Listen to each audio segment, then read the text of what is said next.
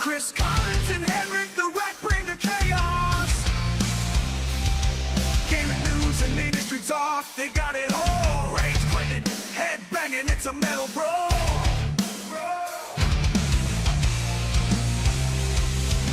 Mental meltdown, gaming in flames.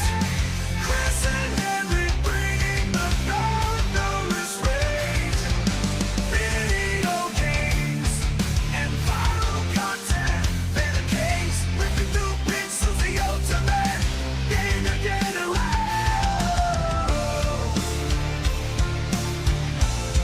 The ultimate.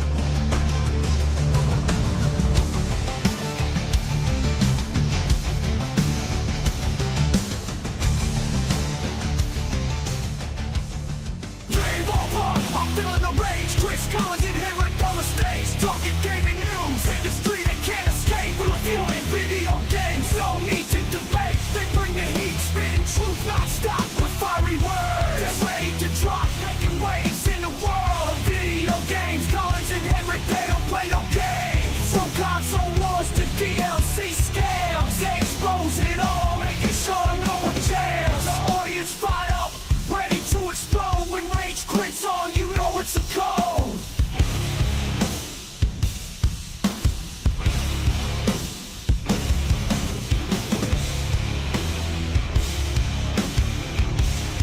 You know it's a code.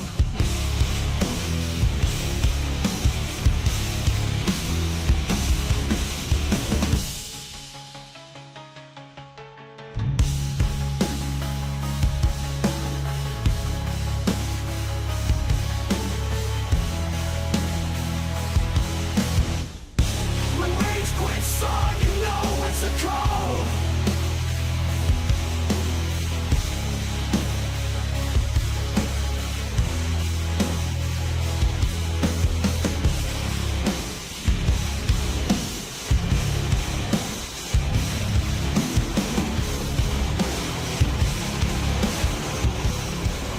Rage quit.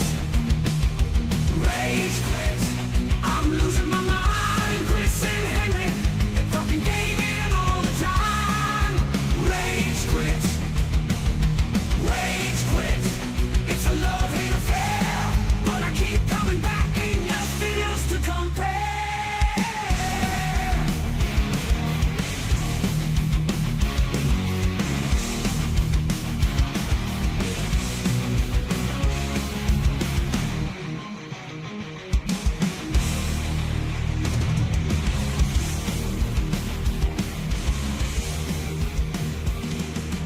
Rage quit. It's a love-hate affair.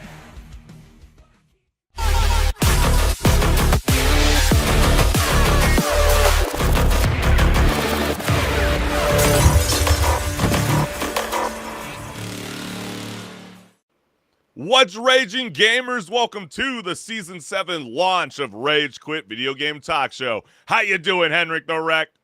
As always, Chris, I'm doing great. It's the first episode of our new season. Aren't you That's feeling right, so baby. good about that? Oh, I'm doing real good. You got your gaming face on?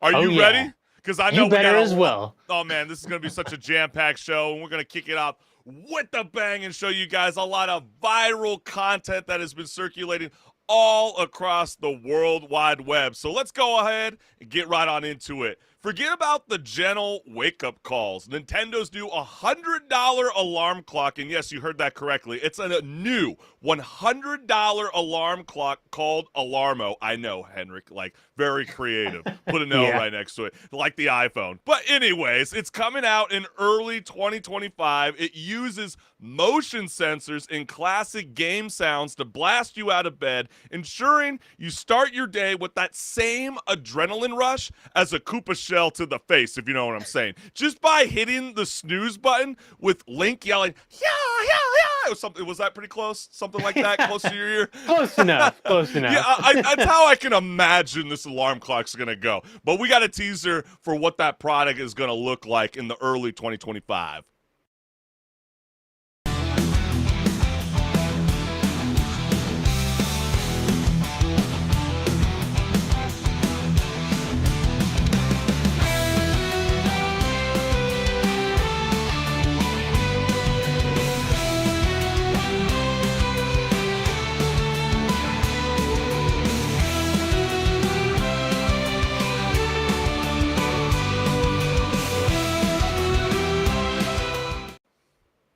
You know, it's an interesting choice because I feel like alarm clock sounds, you end up hating them.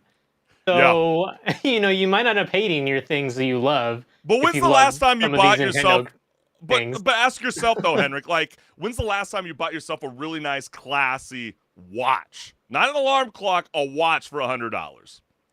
I mean, I have a really nice watch, No, so but that's yeah, what I I'm bought saying. one. Like that, but like you have to be totally invested. And I mean, clearly there's going to be a diehard Nintendo fans that might want to be going after Well, this, yeah, I squabbling think this will for be it. a collector's item at least, you know? Oh yeah, big time. Yeah. Because I just don't imagine it's going to be for everybody. But the first comment that we got is, "Will you sue me if Oh. I don't wake up?" That's very topical of you right there, Grub. Yeah, he's probably upset that his classic favorite game, Pal World, is in a little bit of trouble Yeah. by the man Pokemon. People are unironically going to pay $100 for this, aren't they? Yeah, they're the same people that are willing to pay for a cosmetic skin in Fortnite. I don't think it's any Yeah. different. I think the people who are buying this are probably going to be the same people who are also okay with Nintendo never putting their games on sale. So, Stab.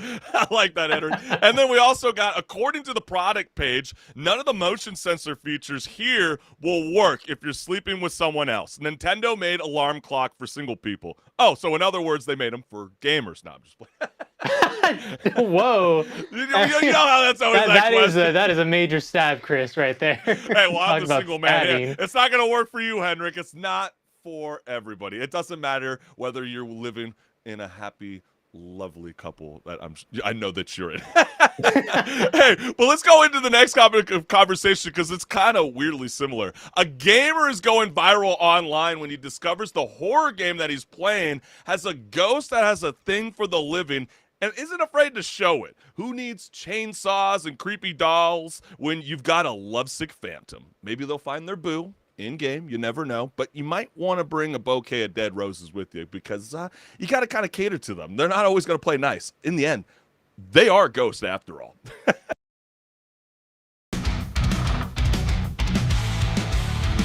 Oh no! Oh. Hold on, he kind of is. Yeah. Hey, what is? I mean, you got. Not the music as well. It's, the little like wow, wow, wow. And the guy was like kind of going with it. He was about to, go in there. I know. Maybe I will. I'm wondering if we should have warned our viewers of that or for the jump scare. I don't know. You tell us, gamers. But let's go ahead into the first comment because I know this ghost was trying to riz him up. He was ready to go all in. Yeah, that. I mean, you do hear about weird people all the time. Certain streamers will come out and say, I got this factuation over a certain video game character. But this one, my man, come on. Yeah, check yourself. Check yourself. What's that that video? Stop it. Get some help. Yeah, that's right. But then you also get someone like this that goes, this is wild. The ghost got better game than most. So maybe this is a call-in for the holiday season. Gentlemen, ladies out there, hey, you never know unless you shoot your shot. And last, that gave me Scary Movie vibes. Damn, we need a Scary Movie 6. Yeah, in a sense, you totally nailed it. I mean, come on, Marlon Brothers, come on, Wayne Brothers, what are we doing? Like, we got to make this happen.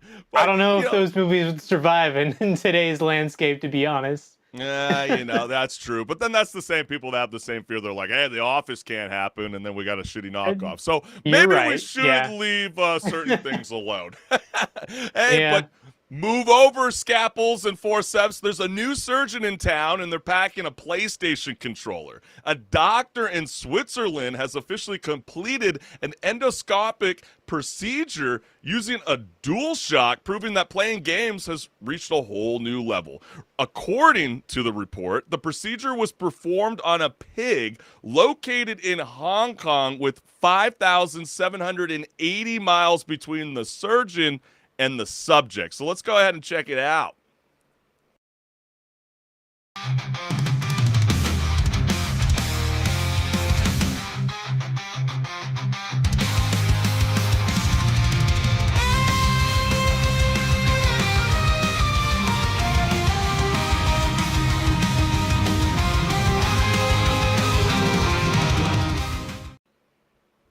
Maybe they should have picked a controller that doesn't suffer from stick drift after a while. Yeah, I mean, you would think that would always be using a brand new device, aka controller.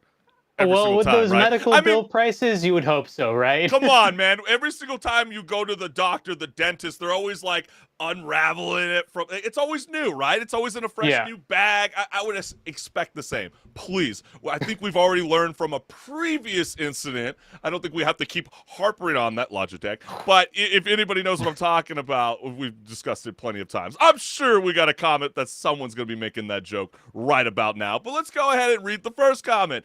How do you avoid input delay on things like this? You embrace it. You embrace it. That's a good point. Or you do what they exactly just did, right? Yeah. Only through trial and error. And, obviously they had a huge success with it. So that is so freaking amazing. And just the fact that, again, over 5,000 miles. Yeah, it's wild. Trippy. Glad he didn't use a Logitech controller. Yeah, okay, sorry. I really kind of spoiled the beans on that one. AK, that was the Titan submarine, that imploded. Yep. Sometimes maybe you should, you spending all this money on this really fancy rig, maybe not use a $25 controller. But we don't really know if the controller was in fault in the end, okay? So I think it was multiple things. I think it was a lot of different things. And imagine dying from lag in real life. I think that was kind of something you were suggesting. Because, again, what if they lose control all the way out in Switzerland while you're in Hong Kong and they're like, turn it off, and you're trying to wrestle with the cable? No, I'm just playing. It's not going to be that powerful. Hey, it's like that scene from Iron Man 2 where, they're doing the prototype suits, and there's just accidents happening all over the place because they're not equipped for it. Yeah, you nailed it, Henrik. I mean, it's crazy. But we, again, got an amazing Season 7 launch of a show for you guys here on Rage Quit Video Game Talk Show, and we can't thank you, the gamers, for always tuning in live every Wednesday night at 6 p.m. Pacific Standard Time, because without your guys' support, this show would not be possible. So speak up and get featured live on air. We want to hear from you, whether you're coming from Meta, whether you're coming from Twitch, whether you're coming from YouTube. Join the chat box and you can be featured as like this beautiful lower third live on air. And while we're at this moment, go ahead and scan the QR code, like, share, subscribe, and never miss a beat on everything that's always cooking up on my YouTube channel. Yeah, and go ahead and scan that QR code there as well. You'll go to my YouTube channel, and I'd like you to comment, subscribe. You know the drill at this point. Come on. We're a community of memes and laughing, talking about games and computers and everything. So join in on the conversation. I mean, talk about HenricK. I didn't realize you were such a meme slayer. I mean, dude, your recent meme, 188,000 views on TikTok. That's what I'm talking about. And trust me, that same meme we are going to be exploring in a bit on Rage Quit. So, HenricK, are you ready to rock and roll? Absolutely. And I know what time it is. It's time for Pause or Repeat. That's right, baby. Let's get it.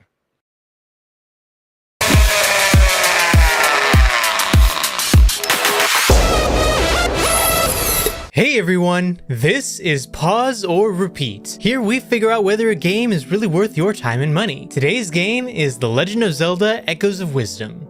This is a Legend of Zelda game developed by the same team that did the remake of Link's Awakening, and this can easily be seen in the art style of the game with a top-down 3D, 2D cartoon aesthetic. However, it being a different team than the main Zelda team raises a question on whether it will still feel like a Zelda game. So let's analyze the gameplay and see how they did. The gameplay of Echoes of Wisdom is a bit different from your typical Legend of Zelda game. For starters, you're playing as Zelda, not Link for once. The gameplay loop centers around one specific and versatile mechanic, the ability to use echoes. You can summon everyday objects or even monsters as echoes once you learn them. For everyday objects, this simply means walking up to them, and for monsters, this means beating them at least once. The mechanic is used widely for the combat system, but its greatest strength lies in its use for solving puzzles. You'll find yourself building bed bridges, using trampolines, or even attaching yourself to a spider in order to scale walls. So be creative. For the combat, you'll mostly summon monsters to fight for you while you watch from the sidelines. There is an ability to use the classic Zelda game combat like a sword and bow, it's just on a timer. However, the game does give you recharges for that combat mode pretty regularly, so you can fight alongside your monsters. Proper dungeons are also present as seen in other top-down Zelda games, a welcome addition. But how does this all fit into the story? The story of Echoes of Wisdom is a bit of a twist on your typical Zelda game. You first control Link at the end of his adventure. However, right after seemingly defeating Ganon, he gets sucked into a rift. Before fully falling in, however, he shoots an arrow to release Zelda from her crystal prison. She then embarks on her own journey with the help of a fairy named Tri to mend the rifts around Hyrule and save Link as well as the kingdom. But now the question still stands. Pause or repeat? Shouldn't this be called The Legend of Link, since we're playing as Zelda this time and not Link? No, Because, the roles are reversed here. What do you think, Yeah, Chris? that's a good point, and I think Nintendo's done a really good job with, especially in the year 2024, empowering some of their iconic female characters, like we saw with Princess Peach, with her game earlier this year. But yeah, people would definitely say that, but you know what? They don't want to get sued. What if someone already copyrighted that, Henrik? Maybe that's why. True. Maybe that's why they got to stick with it. But yeah, Then again, we're talking about Nintendo suing people. I think that they're willing to sue people if it means they get money. Well, beyond their devious schemes, behind the scenes, I gotta say, Henrik, this is a charming twist in the Princess Zelda saga. I mean, suddenly she's the star of the show, tasked with saving Hyrule after our beloved swordsman, Link, gets yanked into a mysterious rift like my socks in a washing machine. I don't know about you, Henrik, but they always seem to go missing when I need it happens them to me the most. sometimes. It's weird. It's like, where'd it go? Yeah, what's up with all that? And then all of a sudden, you got all these strange rifts that are popping up everywhere, munching on anyone who gets too close, and goodbye to the king and his trusty advisors, who probably thought to themselves, Henrik, like, they were probably just taking a stroll. I mean, who knew that saving the kingdom would come with so much unwanted real estate development, right? I mean, everything's getting taken, even buildings, for crying out loud. Yeah.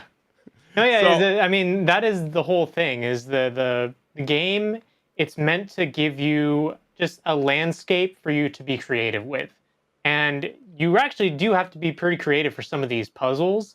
I wouldn't say the puzzles are like super hard, but Legend of Zelda puzzles have never really been really that hard when it comes down to it. Maybe frustrating for some things, like the infamous water temple from Ocarina of Time. Right. But they're never really like so hard that you're like, I have to step away from this for like a week and then I can come back to it and understand what I'm doing. It's not like that. Well, take the cue from the art direction, Henrik, right? I mean, it's very Yeah, child there you go. friendly. I mean, it's really kind of geared towards everyone, and I think that's definitely was its premise compared, to the past, title that they were just exploring. I think they wanted to kind of tone it down a little bit, kind of keep it, rated E for everyone. But I gotta say, I mean, you're absolutely right. I absolutely love the smorgasbord of enemies Princess Zelda faces on her adventures. I mean, plus she's got her floating buddy that you highlighted perfectly in your video, Tri, which, can create echoes out of any enemy you defeat and then can conjure up all sorts of random objects. I mean, I found myself thinking like, wow, Echo is basically Nintendo's way of go ahead, break our game, we dare you. I mean, it felt very similar, right? I mean, didn't that kind of remind you of like Breath of the Wild with all that creative chaos, and then they turned it up 11 with Tears of the Kingdom, and then they found a way to make it happen with this like 2.5D Zelda game. I thought it Oh was yeah, I actually very, very feel like creative. they took a lot of things they learned from Breath of the Wild and Tears of the Kingdom Yeah. and said, what can we translate from the 3D games to 2D? And Yeah. so you have things that really almost feel like the Ultra Hand ability from Tears of the Kingdom and the whole being able to build machines in Tears of the Kingdom. Like they take stuff like that and they put that into this game, and I think it's really awesome that they did a great job of translating it into the 2D environment, and it doesn't feel out of place or anything like that. It feels like it slots right in, Yeah. and there's not a whole lot I can really complain about when it comes to the puzzles and the creativity that you can, you know, decide to be with a puzzle. You can do it one way or you can do it another way. Oh There's yeah, several absolutely. different ways to approach different puzzles. Well, I mean, especially when you're flipping the classic formula on its head, I think that was a really smart stylistic move. And I mean, you're talking about the puzzle rooms and Echoes of Wisdom. I mean, you're absolutely right. They got treasure troves of options that lead you onto a lot of aha moments. And I mean, Yeah. didn't you get that kind of same vibe playing this game, like those childhood memories we all had? I mean, I was having like rogue waves hitting me over and over and over again. Like you're talking about, sometimes you're going to go into a cave and you're going to see this like seemingly impossible chest, only to realize that maybe you had the tools all along to be able to open up that chest, whether it is those echoes that you collected along the way, whether it's a monster having to hit a button, or maybe stacking objects as if though you are a mad scientist, without the lab coat or the degree, or maybe you're like a toddler that's just like stacking up his building blocks. I mean, it's really, really funny how this game like really adapts to all because you wouldn't think that you can mash all that together in, again, a 2.5D universe, while also not trying to mimic Link, but also do something different that really makes Zelda the centric character.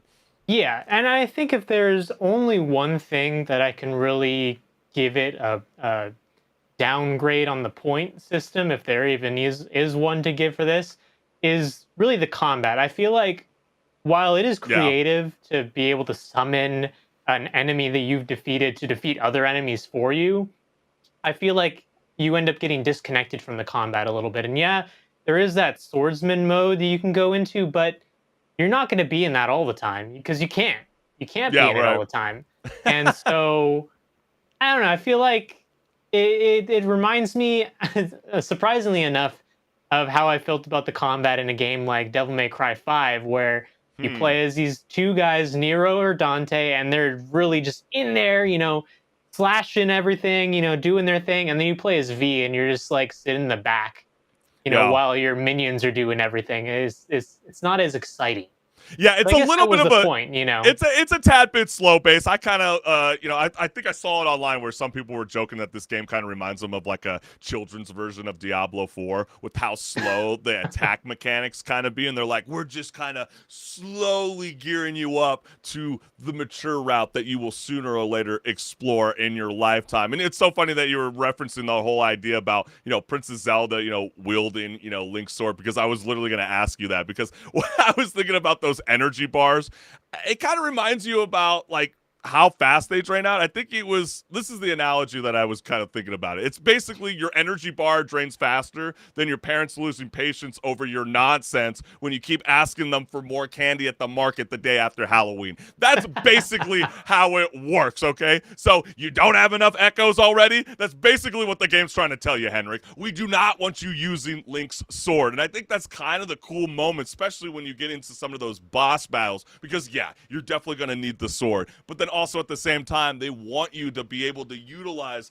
the arsenal of echoes that you have within your weapon belt. So I think it's really, really cool. And just on a weird level too, what really surprised me about this game was the fact that they added the automation system. Were you thrown off by this? I mean, they got you building robots now in Zelda. I felt a little out of place. I mean, yeah, I get that they were creating that more creative element in the last game, Tears of the Kingdom, but like, yeah, I was gonna say, I mean, you were able to do that in Tears of the Kingdom. I mean, maybe not, by default were they expecting people to build like full on mechs and robots, but Yeah, I've right. seen people do that in Tears of the Kingdom, and it But it works, just kind of threw me off though because I get it. They're a bit stationary. I mean, you got to manually wind them up before they start working. So they're not quite like those Tesla robots we've all been seeing circulating over the web over the last week. They're more like those robot butlers that need more maintenance than your old lawnmower. So they're not as reliable as they are in Zelda, but it just kind of felt a tad out of place, I gotta say. And then lastly, I just gotta mention this. I was art style. What did you think about this, HenricK? Because when I kept thinking about the art style, I kept pondering to myself, would it have worked better if it wasn't so much that cartoonish route? I mean, would it have been better if they went with a modern approach? I mean, how did you feel about that? I mean, do you think does that take away from that old school element that maybe they were trying to gear like half of it GameCube and half of it maybe Game Boy Advance? No, I don't think it takes it away from the experience at all, really. I think actually the art style will keep it feeling fresh even 10 years from now, as opposed to if they went with a more realistic approach to things and not like the cell shaded cartoony aesthetic. Because even, yeah, you can look back at the games that have done the more realistic, darker tone, like Twilight Princess, for example. Like you can go back Yeah. to that, and it still looks pretty good, but it doesn't hold up as well comparing to the art style of like Wind Waker, which is more like what this game has tried to do. That more of cell shaded cartoon, like definitely not trying to look like reality approach. It's a stylistic choice for a reason, and it's to make it look timeless. Really, when you look at it 10 years from now, it's going to look the same that it did now. Yeah, now that I'm listening to you, HenricK, I think you're right. I don't know if I want that realistic approach. I mean, if we're having robots in this game, we might be seeing Link sporting a man bun and then maybe sipping on a pumpkin spice latte. So I think you've convinced me. Let's keep with the cartoonish route. But I think it's time. The verdict has got to be in place. And you know what? I think it's a repeat. I think it's a lot of fun. I think a lot of people that are really in gear with The Legend of Zelda franchise is going to have a blast with this game, and you're going to want to revisit it 5 years from now, because you're going to have maybe your loved one that wants to pick it up, and then you might be like, oh my gosh, I haven't played this game enough, or we don't get to explore the saga of Princess Zelda enough. And so I think, I definitely think it's going to live the test of time, and it's going to open up even more doors to explore her story even further. What do you say, HenricK? Yeah, it's a repeat for me as well. I too believe that a lot of people will have a great time in this new legendary experience from the Legend of Zelda series and moving forward into the, several years from now. And I'm also very glad to see that Nintendo hasn't stopped trying to at least release some sort of 2D Zelda game, because there's always that thought in the back of my head, hey, are they ever going to go back to that now Yeah. that they've got such a focus on the 3D space with, the last two games that they did in that being such big hits? Yeah. They might not have as much incentive to go back to the 2D style, but they did here, and I'm glad they did, because it's a great game. Well, they definitely got their incentive on their iconic Nintendo female characters. Like, again, we've had Princess Peach, we've had, Princess Zelda, and I gotta say, HenricK, now all eyes are gonna be on Samus. Yeah, you know for what the I'm saying? next Metroid Like, game, yeah. don't screw it up. We do have Metroid Prime coming. That has been announced already. Metroid Prime 4. Okay, fair So- enough. That is so freaking true. But hey, gamers out there, we got so much more left on Rage Quit Video Game Talk Show. So, HenricK the Wreck, are you ready to rock and roll?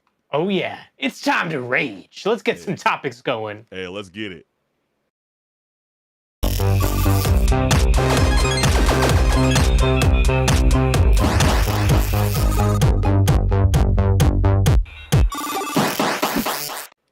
What's good, listeners? Welcome to Patch Notes, where my co-host HenricK the Wreck and I discuss gaming news, industry talk, and so much more. Let's get it.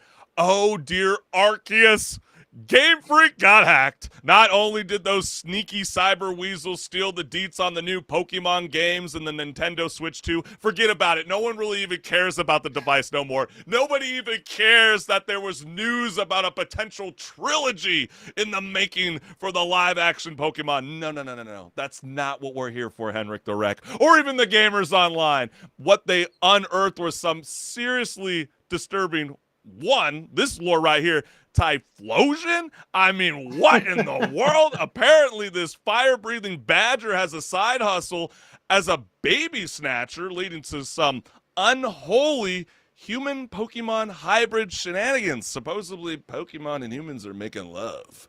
And that's not what I was expecting. But, hey, guess we'll have to wait and see if this Fury kidnapping plot makes it into the actual games or if it gets swept under the rug faster than a Pikachu in a dust storm. So gamers storm the web to voice their thoughts on the news with the following. So let's go ahead and read the very first comment. The leaks really go from, Zigzagoon to Typhlosion is a pedophile? Like, Yeah.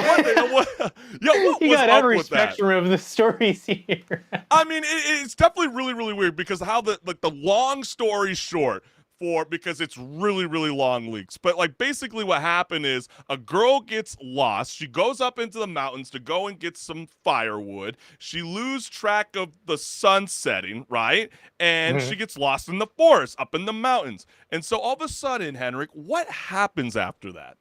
Well, the Typhlosion gets mistaken for a very handsome gentleman. That was their text too. Yeah, yeah, exactly. And the girl gets led into the Typhlosion's cave to go to sleep so that she can go back to town in the morning. And But she then they doesn't. don't go back to town in the morning. They stay another night. And Several then fast nights. forward a little bit, and now there's a baby involved. She got Yeah. pregnant. They got pregnant. And the weird part about it is it was almost like a ripoff of Beauty and the Beast. In a sense, I was kind of joking with you before we jumped on air. Because it's like, okay, they go off into this castle, and then all of a sudden it's like, or this cave in this case, and they're like, and then the father shows up, Gaston. And it was like, Yeah. oh my gosh, who are you, Typhlosion? If there's anybody that's going to die, it's got to be you, not my father. And then all of a sudden she steps out of the cave, sees her father, killed the Pokemon, and then she's like, the last thing goes, that's my husband. Like, what? Like, maybe this is stuff that should have never been revealed in the first place. But let's keep it moving forward. The next comic says, I think we owe Hypno an apology. He was hiding the children from Typhlosion. So there's always been that joke that, like, Hypno is always like trying to hypnotize the children. He's got that bring them. skeevy look, like he's gonna do something weird to the children. Because doesn't he eat you in your dreams or something like that? I can't remember. Is it a there's Pokédex? some weird lore about stuff like that, I think. Yeah, you're right. They're like the Gengars of the world and stuff like that. Yeah, they look all cute and adorable on your favorite Twitch streamer girl, I say, with those cute headsets or whatever. But they're supposed to be creepy in the end, in the Pokemon universe, all right? They're not supposed to be adorable. Sometimes there's a little bit of darkness in the end. But then all of a sudden you get, like, this story about our beloved Pokemon Octillery. And, like, and a little bit of context around this meme is, supposedly what happened is a guy keeps showing up to his favorite spot to keep fishing, right? And then an Octillery shows up in the water and was like, wow, I think we're really having this amazing connection. And then the man goes back over and over and over again and suddenly goes to sleep one night and has a dream of Octillery telling him, I won't be back the next day. But what will happen is, arising from the waters will be our child. Like, what the hell is going on? And then the guy shows up and he's like, what? Like, It's just such weird fan fiction. It feels like. Right. It feels so But it's not fake. fan fiction. It's written by actual Game Freak employees. It's crazy. And then I love the idea that the whole Typhlosion population has to take accountability for that one random pedo in their species, and that's the unfortunate part, right? It's not just Ash Ketchum with the one Pikachu. There's multiple Pikachus. So my friends and I, we were actually rating a bunch of Pokemons, like, based on design and how cool they are and all that. And then when we heard this, we were like, nah, Typhlosion, he was in, like, B tier. He gets dropped down immediately to F tier. story came out. Like, this is not cool, bro. It's unfortunate because you're never gonna look at this Pokemon the same. It's always gonna be like, did you know? And then Yeah. they might defend themselves later on. Then the Pokemon Company and Nintendo, like, again, this was stuff that was never supposed to be released to the public. It's not a part of our story. Well, they've been ignoring it. They even today they came out with an unreleased shiny Pokemon design. It's like, hey, we got this. Take a look at this. Don't look at the leaks. Yeah, Sorry. I mean, it seems like they're definitely in a fork in the road. I mean, they got the cool cut content, beta sprites, behind the scenes info, and then all of a sudden they're finding out the Pokemon developers are gooners and furries, which is, definitely a very fair point. And then, Scott Hansen. Oh no, these Pokemon leaks are getting wild, man. It's I'd like you definitely to have true. a seat right here. You are the father. So, I mean, it's definitely gotten so out of control. So, like, HenricK, is Game Freak pretending this whole Typhlosion, the kidnapper thing never happened? Or are they secretly cooking up a horror game starring that poor, traumatized human Pokemon hybrid kid who, again, seriously, who pitches this kind of stuff? I don't think they're cooking up a horror game. I think that there's just some freaks in the Game Freak staff, really living up to the name Game Freak. Okay, HenricK, More like Game Freaks. Let me stop you there, okay? When have we ever seen, even in the cartoons, the TV shows, even the movies, when has Ash Ketchum and Misty ever had some playtime? Oh, I haven't forgotten about you, Brock. Come on, you don't see none of that. So like, I'm this just is meant saying, for children. that's not me. It's ironic that they're called Game Freak and they're the ones acting freaky. I'm just saying. I'm watching. I've been a big fan for years, and I'm totally thrown off. And I can totally understand where some people are going, where they're going, "Hey, it's no different than like Pal World. Like they've been throwing Pokeballs and capturing creatures and like throwing them in like chicken fights. Like, okay, I get you, but the feet don't got razors on the end of them, and they faint and they don't die, homie. Like that's like the biggest difference. But like, I'm just surprised that like they would want to go down this route. But what do you say to the people that are also going like, listen, look, like this is no different than Greek mythology or Norse mythology, and like why can't Pokemon explore the same thing? Yeah, about that though, really go back and read some of that Greek mythology. You'll see how messed up it is. Yeah, I bet those original writers would have sued them. But maybe, if they were around, they would have sued Nintendo for stealing their mythology, right? Like, is that how it works? Like, I mean, it's actually so Nintendo would have stupid. sued them, for copyright infringement. There you go. I mean, but these documents were being leaked out. They were literally being titled "The Collapse of Culture and Relationships." So, like, yeah, this was a real thing that they were definitely exploring: man, women, hybrid Pokemons, love, all that kind of freaky stuff. But like, I was quite surprised, HenricK, just to kind of like wrap up this kind of conversation, that there were actual theories of Pokemon and humans way before this. Okay, even beyond even the iconic 2020 leaks that happened once previously. And some people and there you go, there's the beautiful image talking about Octillery. So there's one little anecdote telling you we're not lying when we say that these information is out there today. But like, have you heard about that rumor, HenricK, about the popular one where like Ash's mom lives with Mr. Mime and his dad isn't around? So like some people kind of say like, what if Ash himself is half Pokemon because his dad might be Mr. Mime in the end? Living with his mom in the anime. Like what? Like what is this, the Matrix? It's kind of weird. I can't lie. It is kind of weird, but it's a theory, and it's called a theory because many people think it might actually be true.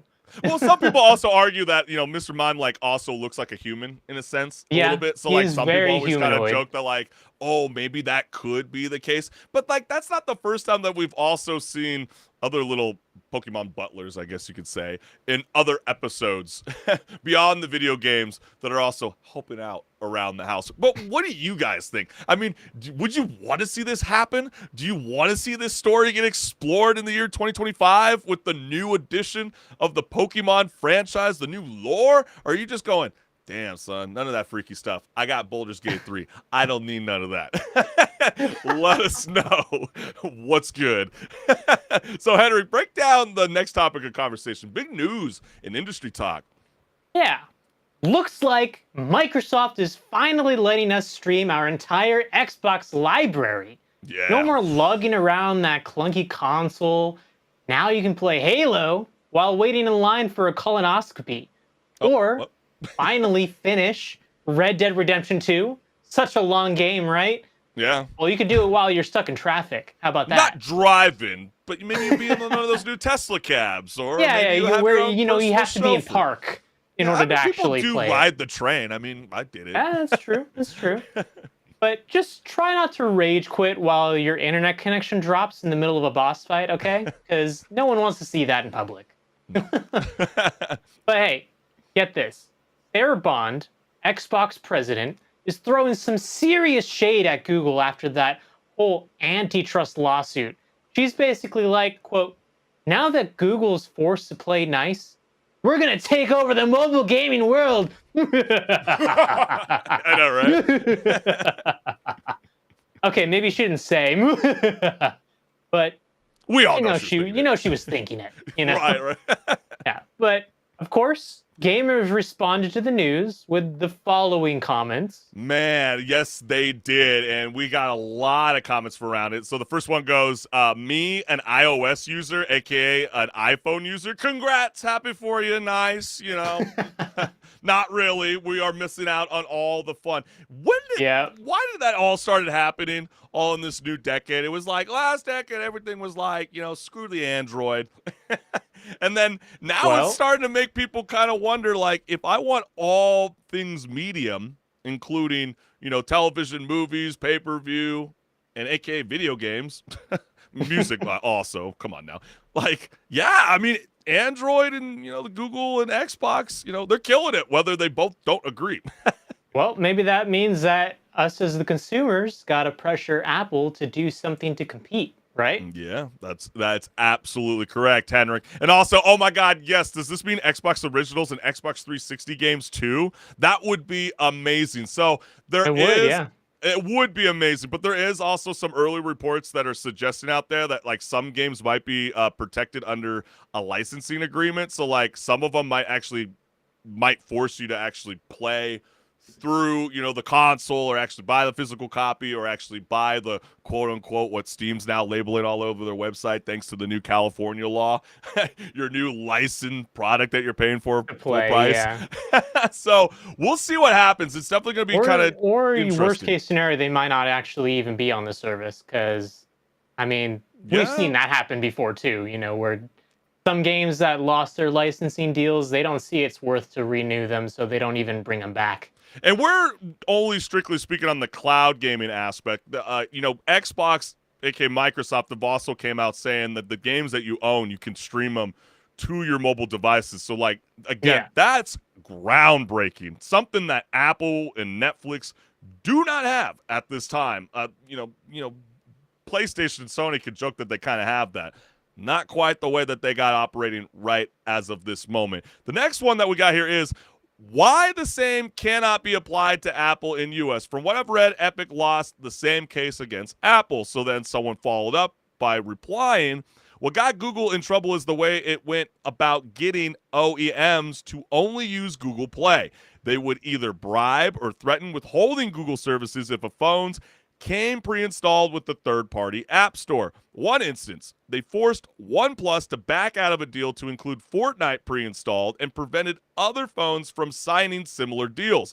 They also paid off companies to shut down their app store, or in the case of Riot Games, paying them to not make one. There is documentation of Google executives recognizing the threat of third-party app stores gaining popularity by coming pre-installed, devising a plan to eliminate them, and boasting about its success. So, I mean, when you hear just that entirely, Henrik, what's your first reaction? Well, it's really interesting because you've always been able to sideload apps on Android. Even some apps you can sideload that are actual, like, full-on stores for apps themselves. I have a couple on my phone right now, for example. But, it's becoming more popular of an idea now that these big companies are coming in and saying, well, we could actually just put our games on these third-party app stores. And then if we put these stores on the Google Play Store, even, then people can download them there and not have to go through the process of side loading, which there's a couple steps you got to do that will Yeah. maybe scare some people away, where it's going to say, hey, you're installing an untrusted app. Are you okay with this? Yeah, that's a good And some point. people, when they look at that, they're going to say, yeah, maybe I shouldn't do this. It's gonna definitely get a little messy in the beginning too, as more companies start to explore and start to copy what the Xbox mobile store is gonna become, because it only reminds me of like the Steam and the EA Play and BattleNet, and you're like, oh my gosh, all my games are stored in too many different places. This is so Yeah, freaking annoying. that is the downside. It's going to end up maybe being like how it is right now for PC gaming, where like you got the Epic Game Store making Right. deals with some games that get released only on there. So if you want to play those games, you got to have that installed, but then you got to have Right. Steam because everything's on Steam. And then some games are on Ubisoft's launcher instead of anywhere else, and it's just a mess. It's so true. Yeah, right. And and then we also got people that don't quite, understand what's going on. Some people go, I understand the reasoning, but simultaneously Google make the software for the phone. Surely other companies are welcome to have a crack at making a decent phone OS. Not Google's fault everyone is piggybacking off their tech, and then Android isn't Google's. So I think people also need to understand that as well. And then, no Xbox console required. Yes, I mean, that's what's the big lure, right? I mean, that's Mhm. what people like Amazon Luna has been trying to, bring more gamers into their community base. But the problem is, they're not a part of the four horsemen, right? I mean, there's none of that going on right now. You Especially really think, when so many people probably don't want to spend the money on an Xbox console if they already have a well, that's going to be the new. PlayStation.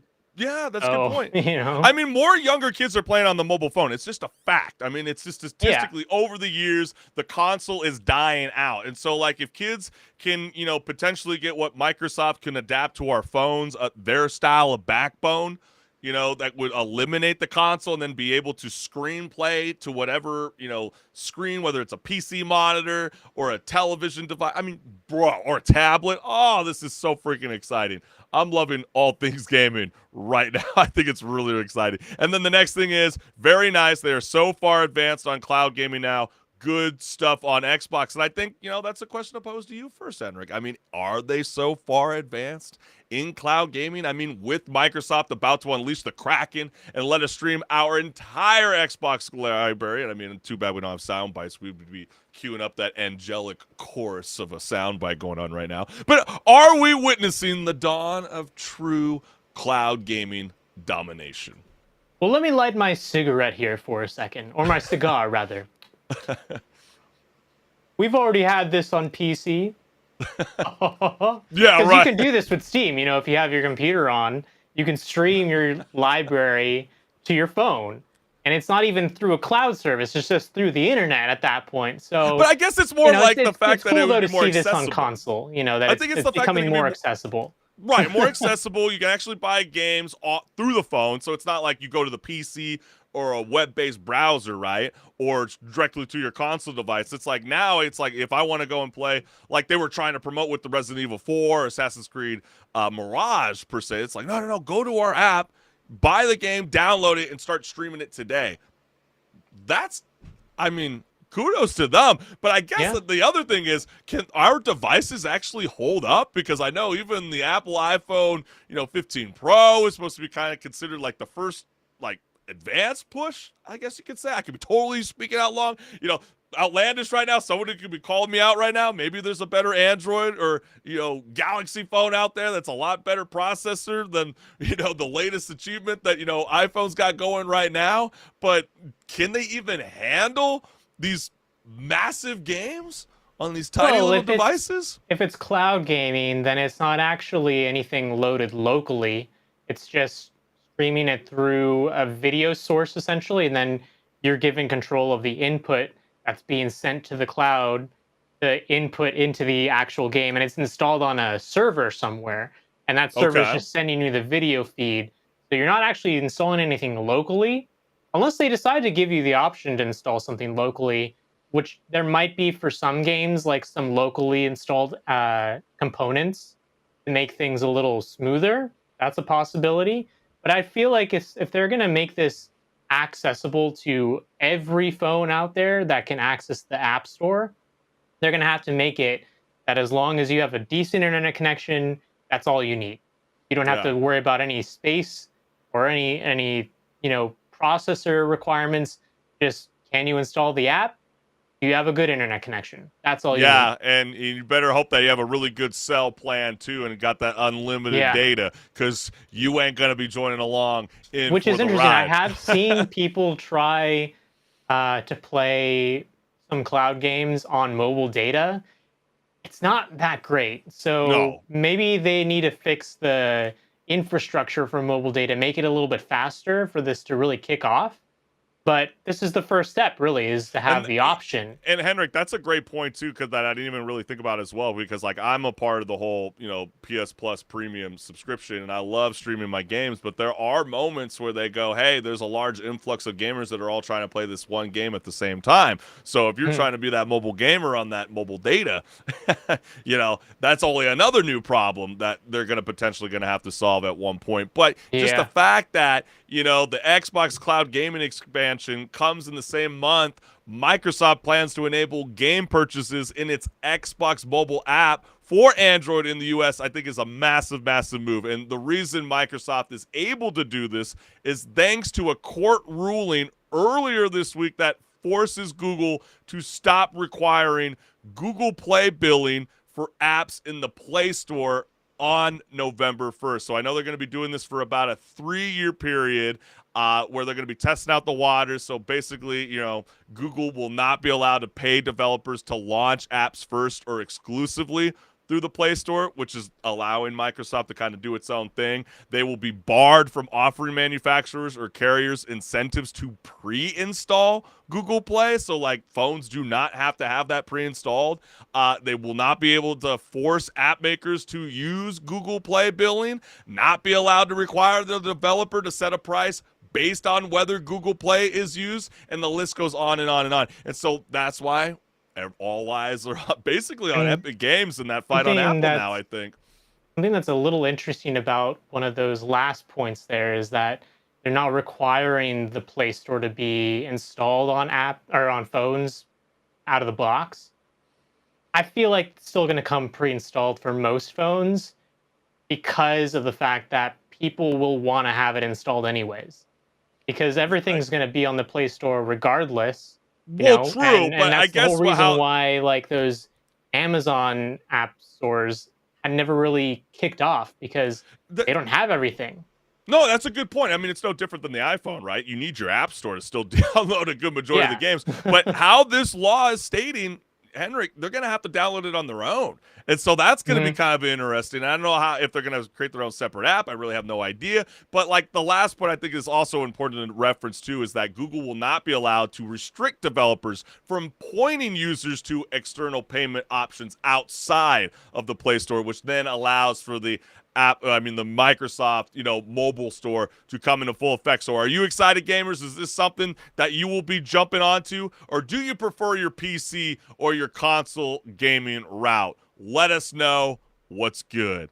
But man, HenricK, are you ready to jump on into this? Because I was quite surprised that there was a lot of conversation around this, and I thought more people would be excited, but it's actually kind of twisted. So let's kind of get right on into it. Looks like EA Sports FC is taking a page out of GTA's playbook and going open world where you can explore stadiums, show off your skills, and maybe even discover some of the hidden Easter eggs. Just try not to get lost on your way to the locker room. So we have an exclusive clip of that summit where they were exploring the new option, accessibility that's going to be coming to EA Sports FC, aka open world. Of fandom for younger generations are in creation, expression, and social connection. To capture this, our teams are hard at work on a couple of new projects. They're building unique new experiences, virtual open world playground spaces, where you, your friends, and the fan community can come together to experience avatar-based collective play, both competitive and casual. These new experiences will have creativity, connection, and self-expression and emergent gameplay at the forefront. Now we're talking about two distinctly different experiences for FC and our American football franchises, And while we're not ready to share more just yet, we're incredibly excited to introduce these new experiences into our ecosystems in the years ahead. So gamers reacted to the news of EA Sports FC expansion with the following. So let's go ahead and read the first comment. For a changing audience equals people who will buy microtransactions. I mean, well, of course, right? I mean, if Yeah, you're going I to be, think that's given pretty much. yeah, I mean, look at what they've done with Lego Fortnite, right? I mean, that's definitely something that they want to explore, but it you know, can't argue with that, with what EA is saying. It is a changing audience. It's gaming has completely evolved from how you and I, Henrik, have used to game, okay? They are used to free to play, okay? And maybe they should have took a cue and figured that out when they started charging games for $70 okay? As long as it doesn't turn into Fortnite. Sorry, buddy. I don't know why people shit on Fortnite so freaking much. It's a success season after season after season. Why do people not want to see them go down the Fortnite route? Well, I think that people don't want to have games go down that route because they never do it justice. They never do it right. Like Fortnite is the only one that's really done it right. The whole model of being this, I hate to use it, a metaverse, but it's basically just this mecca of places you can go do inside of one service. And it's really only Fortnite and Roblox that are the two big games that have done that. And when other games try to do it, they don't really do it properly. So it looks half-baked. Shit, As I a mean, result. with me, it's like explore more options. I don't see why this is such a hate. I mean, you would think that more people would be arguing about game mechanics, less about, hey, we're going to give you more options in the video game that you just purchased. I mean, I just don't understand it. But then you also got people that are like, this is terrible for the game. It's going to be like 130 gigabytes moving forward. Actually, I mean, that's a reason to not want it. That's it's actually a great point from this gentleman right here, because you're right. I mean, the FC game right now on the PS5 is more than 130 gigabytes. So you're going to want to explore that route. Yeah, it's going to take a massive load. But then again, at the same time, people might not know this. Fortnite, for example, just saying, I'll use the Fortnite example. You don't have to download it on the PS5. You can actually stream it. So that comment right here can easily get debunked if they use the technology wisely. The next comment that we got here is, as a 2K player, this is probably the worst news possible. Are you sure? Are you not mad? Don't you like your skateboard to go to different basketball courts? They're like, nope, not vibing with it. Yeah, they're just like, nah, leave it out. Leave it out, please. Yeah, I just like, what? Add a feature where I can nutmeg a child on the street. There we go. That's the spirit. See, Hey, one person that's actually understanding why we need open world. And last, FIFA 12 on the Wii basically had this real ones remember. Yeah, I was just really quite surprised that so many people were just not for this idea for an open world. So again, like HenricK, how do you view EA Sports' aggressive push to the open world expansion into the FC franchise? Do you find this groundbreaking evolution or just a glitchy, laggy disaster? Well, I'm just wondering, what gameplay are they going to add to the game by doing this? Like, is it going to be just you roam around and it's like a glorified chat room? Or is this like, because it's not going to be, don't get it twisted, it's not going to be like a GTA experience. Yeah. At least I don't think it will be. If it is, oh, great. You did it. But I you really won't be don't jumping in see your it being you won't like be that. jumping in your own car. No. I'm with you on that one. I don't know if there's gonna. I think what EA is trying to state, I could be totally wrong, is like they're not trying to open up the door for more gameplay outside of the turf or the grass. What they're essentially saying is they're basically creating this sandbox where, think of it. I mean, how cool would it be, for example, if I were to, like we just saw, Monday Night Football, MetLife Stadium with New York Jets and the Buffalo Bills. How cool would it be to have my own creative player and I can walk around the outside stadium? How cool would it be to actually be able to walk inside the stadium? I actually want to go and visit that venue one day. I'm a massive MLB player that wants to go and visit every single ballpark around our beautiful nation. How cool would it be to be able to walk around the facility? I think that's kind of what they're talking about in a sense. And if they can evolve that and bring that into their gameplay, That's gonna be so freaking badass. Yeah, it would be pretty cool. I can't lie. That does sound pretty cool, but I do also feel like it's going to be a niche amount of people that really are going to be like excited for it. True. I mean, it would be cool to make it work. It's just, It's an absolute niche. a Like, I real- mean, think about it. I mean, who's like those guys that do the Minecraft thing? Oh, sorry, I cut you off. Say it again. I was just saying, the amount of work that's going to have to go into this, it's going to make a lot of people wonder, is it worth it?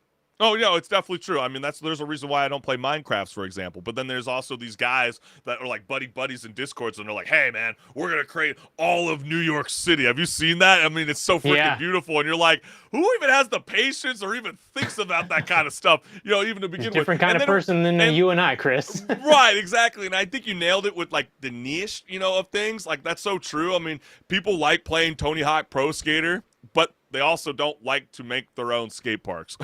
We just want to jump in and we just want to start skating. So, yeah, or they're going to go down the route like the one gentleman was saying about NBA 2K. They're like, oh, my gosh, remember when they first added it into 2K21 with the city? I thought we were all celebrating it that they kind of brought that back. So, I don't know. I mean, again, we don't know when the open world will be added to the game because that wasn't officially confirmed at the summit, but we do know that the developers have made headway, and this digital playground that EFC is going to be doing is supposedly coming in the next few years. So probably going to be pushing it with some AI artwork first. Yeah, probably to make it possible. Yeah, right. Before they start encouraging you, the gamers, to start building their games. So are you excited for this? Do you think this is the move in the right direction, or would you rather see them just fix the gameplay mechanics, for crying out loud? Just stick to all things football, right? Soccer. Hey, but HenricK, let's kick it off, baby. What's the topic that we're going to be discussing right now? Well, a gamer on Reddit is wading into deep philosophical waters, pondering the age-old question, can you really win if your heart is broken in the process? Yeah. Apparently, some video game endings are so emotionally devastating that victory feels like an empty, soul-crushing defeat. And of course, gamers shared their thoughts on the discussion with the following comments. Yes, they did. So let's go ahead and read the first comment. Soma, you spend the entire game trying to find the Ark, which is essentially a Matrix-like world for the last humans on the planet. It's pretty clear what will happen in the game, but the main character is so focused on escaping the hell he finds himself in that he doesn't seem to think about what he's actually doing. What actually happens is, and yes, we blacked it out for everybody. We didn't want to ruin for you. Soma's too good of a game. Play that game. It's a good one. It's a great, excellent game. It might be scary, but hey, you also can actually go through it without any monsters. Oh, HenricK, that would, come on. That's lame. Come on, man. I know, right? They want we need to put them in through the Pokemon horror lore, right? Yeah. Hey, but edit. Really enjoying the conversation about this game in this thread. And yeah, I mean, this conversation was amazing. We don't need to read that ending point. But let's go ahead and read the next comment. Halo Reach. And a follow-up. Yeah. That last mission prompt hits hard enough. That campaign still hits differently. Yeah. I mean, and now you get to enjoy it in the beauty crispiness of Unreal Engine 5. Hopefully there's not a stutter issue, or maybe Master Chief ain't stuttering his words, right? Let's go to the next one. Cyberpunk. Every ending is depressing to bittersweet at best. Pathologic, there will always be sacrifice. Every ending is bizarre and cryptic and makes me wonder if it was worth all that suffering. I didn't quite get that same impact, but I do know that there was a lot of gamers that did feel that same way. Are they just heartthrobs for, Keanu Reeves? Is that what's going on? I mean, what's Hey, now. I know. He's breathtaking. I know, right? So, I know. My eyes are watering. Sorry. I can't keep my eyes away. Far Cry 5. I get there's a whole new game which explains what happens after and gives you some closure, but that was a wild ending. Far Cry series got stale for me after 4, but watching my girlfriend play 5, I thought I knew what to expect from a typical crazy power trip type villain, but damn, that ending had me floored. And that's what they do. I mean, that's, video games sometimes have like some of the best storytelling. It's not always just movies and television series. Red Dead Redemption and Red Dead Redemption 2. Oh man. Though I don't think there was going to be winning either one. I mean, you've already got it going. Red Dead Redemption 2 ending is definitely, quote, winning, just not for Arthur. John gets to enjoy a quiet, carefree life for 12 years thanks to Arthur's actions in Chapter 6 and his ultimate sacrifice. Did you feel that kind of same way towards the end? Yeah, it is definitely a bittersweet ending. That is true. Yeah, I mean, especially when he That's starts a good example of it. Especially when he starts to find out about, I want to say it, but then there might be some people excited to play it on the PC, because it's about Play to be it, guys. $50. So maybe I shouldn't say. I was about to say what happened, but I'm not going to say what happened. So I'll stop it there. Nier Replicant, right? And Nier Automata? Replicant and Automata. See, I always butcher that gaming title, and you're look, and I know you're giving me this look right now, like damn shame because you love this game. I know you talk about this game quite a bit. Ending of both of them, there's multiple endings, so. But it's very creative, right? And just like how this person is suggesting, you quite literally lose your save file at the end, so the feeling of loss is real. Cyberpunk, I can't go back and play those unless I want to go through the game. So Cyberpunk, except the Nomad ending, the best way to win the game is to not play. Sums pretty much the plot up. You try to play against Night City, well, you're lost. And so that leaves us to you and I, Henrik. What video game ending left you feeling like you just lost your best friend, even though you're technically saved the world? Bonus points if you needed a hug and a pint of ice cream afterwards, Henrik. Yeah, a couple of those comments did mention Cyberpunk 2077, and I do have to agree, because even though there are multiple endings, they all hit differently. And what I mean by that is like different heartstrings. Like one ending, some stuff happens, I'm not gonna say, and all of a sudden the ending happens and you feel like you got a little bit of closure, but you also didn't. And then the same with another ending. And then there's some endings in the DLC where, like, some of those lines and the delivery of them is just like, oh man, coming to an end, and I feel like I've lost something valuable to me now, and I'm never going to be the same. Yeah, or I'm shocked that none of these comments referenced, are we even ready for HBO Season 2 of The Last of Us? Are we even ready for that? Like, man. I mean, come on. Like, and that you happens are right so about that. early, so freaking early in the game that you're trying to find some sort of justice. And yes, it's one of the most controversial endings of all times, and I think that's why it's one of the better games. Like, I was going to say the best. I don't know if it's quite the best, but it's definitely up there in the top 10. Easily best storytelling out there, where it pulls on your heartstrings. You're looking for some closure. You're looking for some closing. And a lot of the fan community for Naughty Dog is still not satisfied. Yeah, I mean, that's an ending that good. just leaves you frustrated So more than anything else. So frustrated. And what makes me more frustrated is the fact that they sometimes say, oh, we think that the story is perfect how it ended. No. We want a part 3. Stop playing with my heart like that. I got only so many strings you can pull on, girl. Stop it, Ella. All right? So you heard it from us, HenricK the Wreck, and your boy Chris Collins, but we want to know from you, the gamers, what was that video game ending that just really made you feel like you lost, but in the end, you totally won? The end credits were rolling. What was that game? What are we missing? Let us know. What's good. But man, we can't thank you, the gamers, for always tuning in live every Wednesday night at 6 o'clock Pacific Standard Time, because without you guys' support, this show would not be possible. And what a great start, HenricK, to Season 7 launch of Rage Quit, man. Man, this has been so freaking badass. And while we're here at the end of the show, make sure you like, share, subscribe, scan that QR code so you can go directly to my YouTube channel. Subscribe, man. I got a lot of amazing shit cooking up, baby. You know the drill. He does, guys. He does. Come on now. And go ahead and scan that QR code right there as well. You go to my YouTube channel and come join the community, join the discussion, have some fun with memes. That's all we're doing. We're just having fun. It doesn't have to be memes, but a lot of times it is.